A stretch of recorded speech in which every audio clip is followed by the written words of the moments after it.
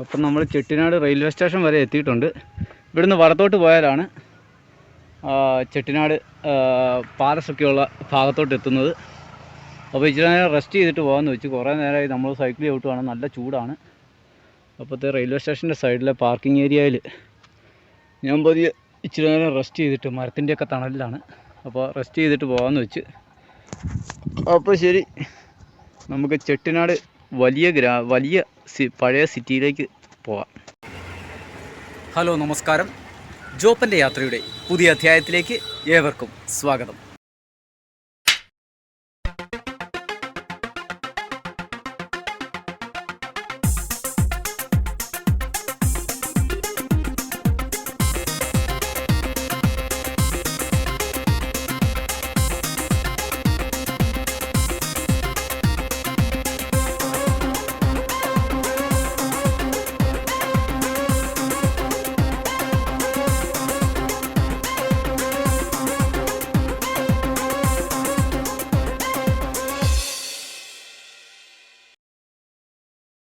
അപ്പോൾ ഇവിടെ ഒരു അമ്മൻ കോവിലാണ് വന്നിരിക്കുന്നത്. നമ്മൾ കയറി വരുമ്പോഴേ ഹോസ്പിറ്റൽ കഴിഞ്ഞ് ഉടനെ കിട്ടുന്നത് അമ്മൻ കോവിലാണ്.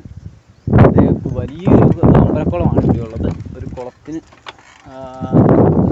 നേരെ എൻട്രി തന്നെ നമുക്ക് കോവിൽ കാണാൻ പറ്റും. സൈക്കിളിൽ തന്നെ പൊക്കോളാൻ പറഞ്ഞു. അപ്പോൾ കയറുന്നതിന് കുഴപ്പമില്ലെന്ന് പറഞ്ഞ് ഞാൻ അങ്ങോട്ട് കയറുകയാണ്. നമുക്ക് സൈക്കിൾ എവിടെയെങ്കിലും വെച്ചിട്ട്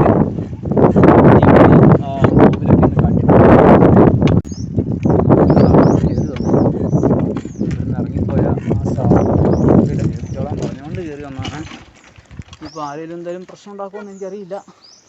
എന്നാലും ഞാൻ കോവിലൊക്കെ ഒന്ന് കണ്ട് നമുക്ക് ചെട്ടിനാട്ടെ കാഴ്ചകളൊക്കെ ഒന്ന് കാണാം. വളരെ മനോഹരമായ അമ്പലം, അതിനോട് ചേർന്നിട്ട് എത്ര രസമാണെന്ന് നോക്കി. ഈ അമ്പലക്കുളം 4 സൈഡിൽ നിന്ന് ഇറങ്ങാവുന്ന രീതിയിലുള്ള ഒരു അമ്പലക്കുളമാണ്. ഇത് ചെങ്കല്ലാണ് കേട്ടോ, ചെങ്കല്ലല്ല, നമ്മുടെ ചീങ്കല്ല് കട്ട് ചെയ്തിട്ടാണ് ഇത് അമ്പലക്കുളം കെട്ടിയെടുത്തിരിക്കുന്നത്. 4 സൈഡിൽ നിന്ന് നമുക്ക് ഇറങ്ങി വരാവുന്ന രീതിയിലാണ് അമ്പലക്കുളത്തിൻ്റെ ഒരു രീതി. ഇത് ഇപ്പം ഞാൻ കിഴക്കോട്ട് സൂര്യമേളിൽ കിഴക്ക് അവിടെയാണ്, കിഴക്ക് ഇവിടമാണ് കേട്ടോ, ഇവിടമാണ് കിഴക്ക്. അപ്പോൾ പടിഞ്ഞാറ് മൃഗങ്ങളുടെ ദർശനം എത്തുന്നത്. ഇവിടേക്ക് ആൾക്കാർ. ഇതാണ് അമ്പലക്കുളം. ഇതുണ്ട്, കുളത്തിലോട്ട് ഇറങ്ങുന്ന ഒരു ചെറിയ ഗേറ്റാണ്. എൻ്റെ കാലം കുത്തി കയറി. ഇതുണ്ടോ, ആഹാ, ചീങ്കല്ലാണ് കേട്ടോ, ചീങ്കല്ല്. എൻ്റെ ഫാദറിൻ്റെ ഒക്കെ വിറ്റ സ്ഥലത്തൊക്കെ ചീങ്കല്ലായിരുന്നു, ഇതുപോലത്തെ കല്ല്. എൻ്റെ കൽപ്പടവുകളൊക്കെ ഇറങ്ങി നമ്മൾ താഴെ വന്നു കേട്ടോ. വെള്ളത്തിനൊക്കെ നല്ല തണുപ്പായിരിക്കുമേ. ആഹാ, നല്ല സൂപ്പർ തണുപ്പ്. ഇതുണ്ടോ, ഇതിൻ്റെ നടുവിൽ ഒരു കെട്ടുണ്ട്. അത് ഇഷ്ടികയ്ക്കാണെന്ന് തോന്നുന്നു കെട്ടിയിരിക്കുന്നത്. അത് എനിക്ക് തോന്നുന്നത് ഈ ക്ഷേത്രത്തിലെ പൂജാതി കർമ്മങ്ങൾക്കൊക്കെ ഉപയോഗിക്കുന്നതായിരിക്കും. ഇത് 4 സൈഡിൽ നിന്ന് ഇങ്ങനെ ഇറങ്ങി വരാനുള്ളൊരു ഇതുണ്ട്. നല്ല വെള്ളമാണ് കേട്ടോ. ഇതിപ്പം മഴ വന്നുകൊണ്ട് കലങ്ങിക്കിടക്കുന്നതാണ്. ഇപ്പോഴത്തെ ചെട്ടിനാട്ടെ അമ്മൻ കോവിലാണിത്. കാല് നന്നായിട്ട് പൊള്ളുന്നുണ്ട് കേട്ടോ, കാരണം ഇത് മുഴുവൻ സിമെൻ്റ് ഇട്ട തറയാണ്, മാർബിളൊക്കെ പതിപ്പിച്ച വലിയൊരു കോവിലാണ്. ഇത് ഉള്ളിൽ നമുക്ക് പ്രതിഷ്ഠ കാണാം കേട്ടോ. ജസ്റ്റ് അത് തള്ളിപ്പൂട്ടിയിട്ടേ ഉള്ളൂ. ഇവിടെ കാണാൻ വന്ന ആളുകളാണെന്ന് തോന്നുന്നു, അതോ ഇനി ഇവിടുത്തെ ആളുകളാണോ എന്ന് എനിക്കറിയില്ല. അപ്പോഴത്തെ ഇതാണ് ഇവിടുത്തെ ഒരു കാഴ്ച. ഇതിവിടുത്തെ ഈ വനം പിടിപ്പിക്കുന്ന ഒരു രീതി ഉണ്ടല്ലോ അമ്പലങ്ങളുടെ സമീപത്ത്, ആ ഒരു രീതിയിലുള്ള വനം, അതായത് മിയാവാക്കി വനം എന്നാണ് ഇത് അറിയപ്പെടുന്നത്. അതായത് അടുപ്പിച്ചടുപ്പിച്ച് നമ്മൾ വൃക്ഷങ്ങൾ നടുന്നു. അതായത് 1 മീറ്റർ അകലത്തിൽ വൃക്ഷങ്ങൾ നട്ട് പിടിപ്പിക്കുന്നതിനാണ് മിയാവാക്കി വനം എന്ന് പറയുന്നത്. ഇവിടെ നമ്മൾ തമിഴ്നാട്ടിൽ ഒരുപാട് സ്ഥലത്ത് അങ്ങനെ കണ്ടു. കാരണം ഫോറസ്റ്റ് ഡിപ്പാർട്ട്മെൻറ്റ് വിവിധങ്ങളായ മരങ്ങൾ കൊണ്ടുവന്ന് പിടിപ്പിച്ചിരിക്കുന്നത്. അതുപോലെ തന്നെയാണ് ഇവിടുത്തെ പലതരത്തിലുള്ള പൂക്കൾ നിറഞ്ഞ വാഗയുണ്ട്, അങ്ങനത്തെ ചെടികളൊക്കെ നിറഞ്ഞ ഒരു പൂന്തോട്ടം, ഒരു ഉദ്യാനം ഉണ്ടാക്കി വെച്ചിട്ടുണ്ട്. അപ്പോൾ നമ്മൾ അകത്തോട്ട് വരുമ്പോഴത്തേ ഇതൊക്കെ ഓരോ വലിയ വലിയ വീടുകളുടെ ഈ എൻട്രൻസുകളാണ് കേട്ടോ. ഇത് 123 നമ്പറൊക്കെ ഇട്ടിട്ടുണ്ട്. അപ്പോൾ ഓരോ എൻട്രൻസ് ആണിത്. ഇത് അമ്പലത്തിൻ്റെ പുറകുഭാഗമാണ്. കാലി മേയ്ക്കുന്ന കൃഷ്ണനും അങ്ങനത്തെ ഓരോരോ രൂപങ്ങളാണ് കാണിച്ചിരിക്കുന്നത്. കൂടുതലും ഇത് പശു വളർത്തലുമായിട്ട് ബന്ധപ്പെട്ട ഇതാണ് ചെയ്തിരിക്കുന്നത്. ഇത് റെയിൽവേ സ്റ്റേഷൻ്റെ അവിടെ നിന്ന് വരുന്ന ഒരു റോഡാണ്. അതിൻ്റെ അമ്പലത്തിലേക്കുള്ള എൻട്രൻസിൻ്റെ ഗേറ്റാണിത്. ഇത് മിക്കവാറും ഇതൊരു പ്രൈവറ്റ് പ്രോപ്പർട്ടി ആകും. കാരണം ഇവിടെ ഒരുപാട് പേര് താമസിക്കുന്നുണ്ട് കേട്ടോ, ചെറിയ ചെറിയ വീടുകളിൽ. പക്ഷേ ഇവരൊക്കെ ചെട്ടിയാരുമാർ, ആ ഗണത്തിൽപ്പെട്ട ആളുകൾ തന്നെയാണ്. കാരണം ഞാൻ വന്ന വഴിക്ക് പലരുടെയും പേരുകൾ എഴുതി വെച്ചിട്ടുണ്ടായിരുന്നു. ചെട്ടിയാർ എന്നും പറഞ്ഞുകൊണ്ട് അങ്ങനെയുള്ള വീടുകളാണ്. ഇതൊരു കൂട്ടുകുടുംബ സമ്പ്രദായമായിരുന്നു. പക്ഷേ കൂട്ടുകുടുംബം തന്നെ പല ചെറിയ ചെറിയ വീടുകളായിട്ടാണ് ഇവർ സെറ്റ് ചെയ്തിരിക്കുന്നത്. കണ്ടോ, ഒരേ നിരപ്പിലുള്ള വീടുകൾ, ഒരേ തരത്തിലുള്ള വീടുകൾ, ഒരേ ഡിസൈനിലുള്ള വീടുകൾ. അപ്പോൾ നമ്മൾ അമ്പലത്തിൻ്റെ വടക്ക് ഭാഗത്തോട്ട് എത്തിയിട്ടുണ്ട്. ഇത് കണ്ടോ, ഇത് ശിവപാർവതി ഇതാണ് കൊടുത്തിരിക്കുന്നത്.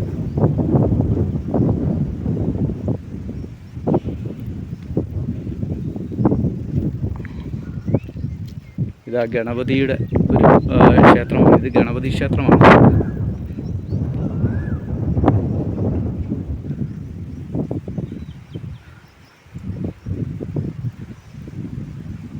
അമ്മൻ കോവിലാന്ന് പറഞ്ഞിട്ട്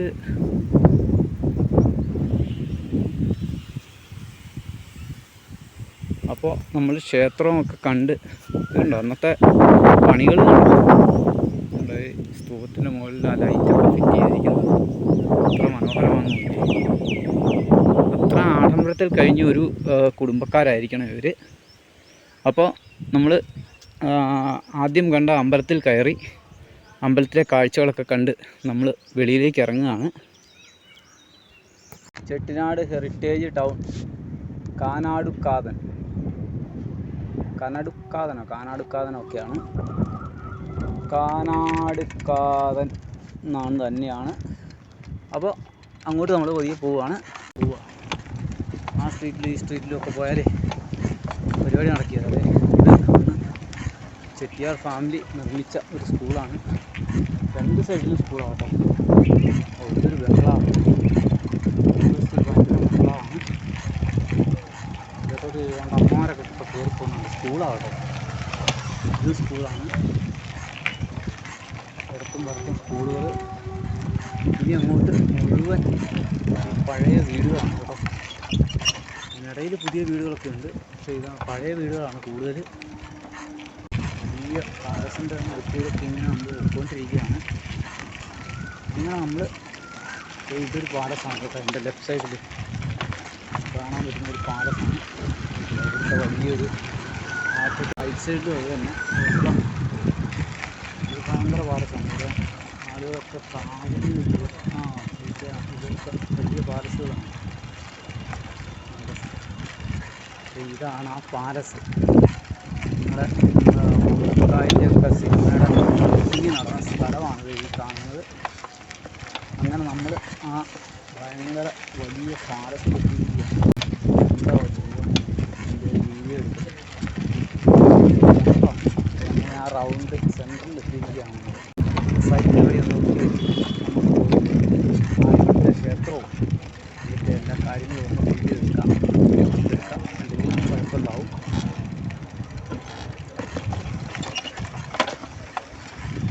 അപ്പം നമ്മളങ്ങനെ കറങ്ങി തിരിഞ്ഞ് നമ്മൾ ആഗ്രഹിച്ച ആ സ്ഥലത്തെത്തിയിട്ടുണ്ട്. ചെട്ടിനാട് ഏറ്റവും വലിയ പാലസാണിത്. 1000 ജനലുകളാണ് ഈ പാലസിനുള്ളത്. 1000 ജനലുകൾ. അപ്പോൾ പല ഭാഗത്തായിട്ട് 1000 ജനലുകൾ നമുക്ക് കാണാൻ പറ്റും. പക്ഷേ ഇതിൻ്റെ ഉള്ളിൽ നമുക്ക് പ്രവേശനമില്ല. വെളിയിൽ നിന്ന് കാണുക എന്നുള്ളത് മാത്രമാണ്. ഇതുണ്ടോ, ഇങ്ങനെ നീണ്ടു നിവർന്ന് കിടക്കുകയാണ് കേട്ടോ. അപ്പോൾ അങ്ങോട്ടേക്കൊക്കെ നമുക്കിത് കഴിഞ്ഞ് പോവാം. ആദ്യം ഇതിൻ്റെ മുൻപ് വശം ഞാനൊന്ന് കാണിക്കാം.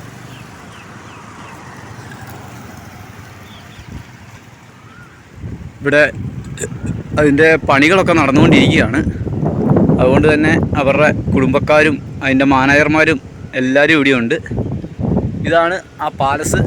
നമ്മുടെ പല സിനിമകളിലും മലയാളികളുടെ മനസ്സിലുള്ള പല സിനിമകളിലെയും ഒരു ലൊക്കേഷനായി മാറിയിരുന്ന ആ ഒരു പാലസാണിത്. അതിൻ്റെ ഒരു വാച്ച് ടവറും ടാങ്കും കാര്യങ്ങളൊക്കെയാണ് അങ്ങറ്റത്ത് കാണുന്നത്. ഇത് ടാങ്കാണ് കേട്ടോ, വാട്ടർ ടാങ്കാണ് കാണുന്നത്. 2 നിലകളിലുള്ള വാട്ടർ ടാങ്ക്.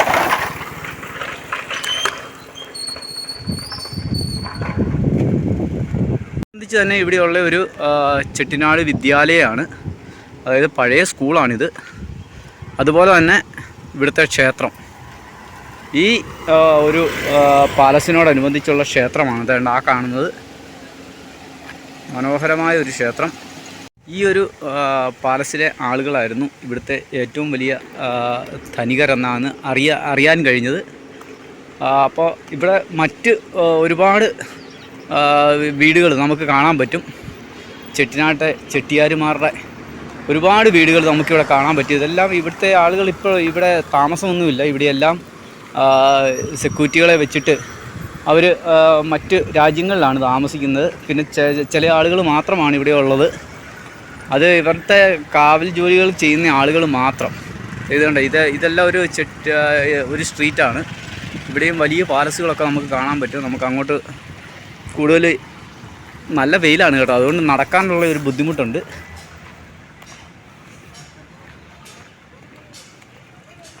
ഇതുണ്ട്, ഇവിടെയൊക്കെ വലിയ വലിയ വീടുകൾ നമുക്ക് കാണാൻ പറ്റും.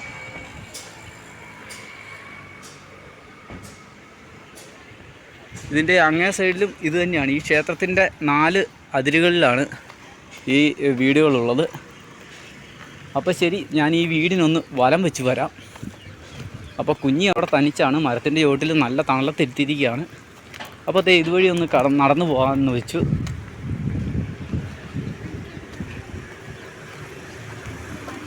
ഇവിടെ ഒരു ഇതിൻ്റെ കൈത്തറിയുടെ ഒരു ശാഖയൊക്കെ ഈ അങ്ങറ്റത്ത് പ്രവർത്തിക്കുന്നുണ്ട്.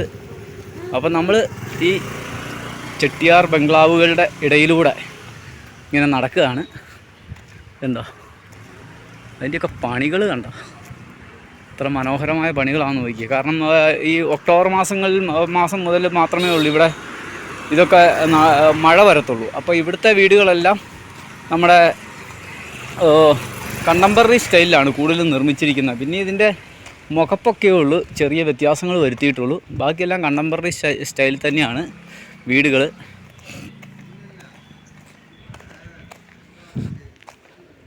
ഇവിടെ ഈ ചെറിയ ചെറിയ കരകൗശല വസ്തുക്കളൊക്കെ വിൽക്കുന്ന ഒരു കടയൊക്കെ ഉണ്ട്.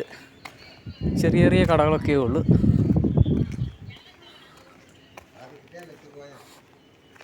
ഓക്കെ,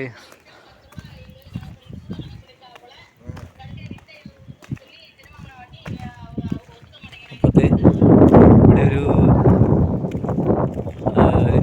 വെളിയിലോട്ട് തള്ളി നിൽക്കുന്ന ഒരു ഭാഗമുണ്ട്. ഇവിടെ നിന്നായിരിക്കണം ആളുകളെയൊക്കെ അവിടുത്തെ വലിയ വലിയ ആളുകൾ അഭിസംബോധന ചെയ്തിരുന്നത്.